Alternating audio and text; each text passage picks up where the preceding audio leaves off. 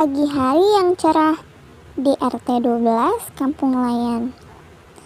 Ada dua remaja yang sedang berbincang seru di teras rumah dengan menjaga jarak.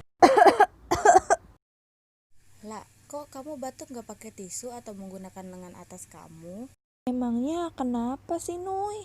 Ella, etika batuk yang benar dengan cara menutup mulut saat batuk menggunakan tisu ataupun sapu tangan. Bisa juga menggunakan lengan atas kamu. Tujuan dari etika batuk itu emangnya apa?